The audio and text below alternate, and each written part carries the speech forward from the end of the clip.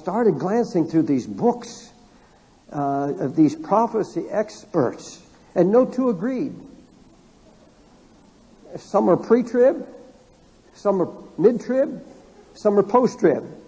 In other words, some believe that Jesus is coming before the Great Tribulation and we're going to escape all the suffering. Some believe we're going to go through 3.5 years of what is called the 7-year Great Tribulation or Jacob's Trouble.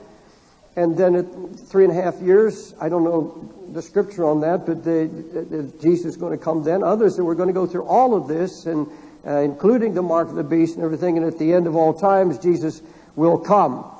And in fact, some people that write to me now are very insistent. Pastor David, you've got to tell us whether you're pre-trib, mid-trib, or post-trib.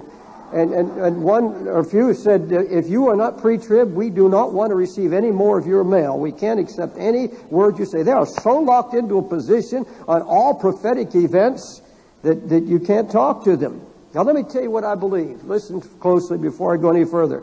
I believe that Jesus Christ can come at any moment. I believe he can come in a twinkling of an eye. Now listen very closely. He can come at any moment in a twinkling of an eye, he says. I believe that we're to be ready and expecting him. He said he's coming for those who look for him. I have expected his coming ever since I was a child and knew anything about it. When I've told you that every time I heard a trumpet, I stood at attention because I thought that was it. The Bible said he's coming when we least expect him. I don't think anything else has to be fulfilled. He can come today. He can come anytime. But the saints will not be caught unaware because they're to be ready at any time. But I also believe that Christians are going to endure a great amount of suffering. Before even Jacob's struggle or the tribulation, there could be a series of years of worldwide depression and great suffering. We don't know when the tribulation period will begin. In fact, we know very, very little about these things because many of these things have been hidden by the Scripture. In Afghanistan, in certain African nations, in Iran or Iraq, Christians right now are being mutilated. They're being beheaded. They are being cast out of their homes. They can't get a job. Their children are being taken from them. And you ask them about the Great Tribulation, they'll tell you they're in it. They are in it. Same in Indonesia. When Suharto resigned, you remember the riots that broke out and the ethnic Chinese that were killed, and what very few people realized, the majority of them were overcoming Christians. And they lost their homes, they lost their lives, their businesses were looted. And you tell those people, well, I'm going to be taken out of this. Jesus is going to come and deliver us. It didn't happen. There was great suffering. The Indonesians right now are eating 1 meal a day. The Christians, very scarce, 1 meal a day. And a year ago, they were living in great prosperity. There are people, young people that come to me after services from this church, from various nations. We have over 103 nationalities at last count.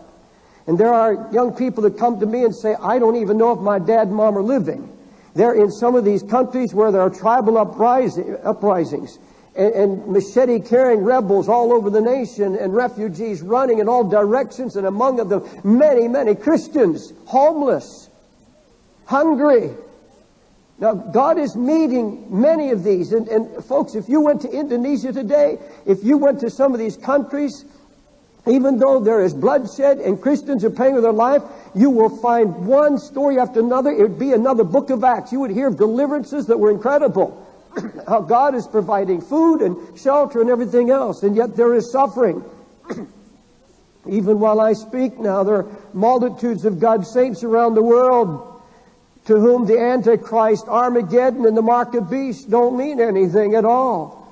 You go to Afghanistan and you try to talk to some of those underground Christians about the Antichrist, and they'll tell you that the Antichrist spirit right now is in control in their country, and that they are fighting and resisting Antichrist right now.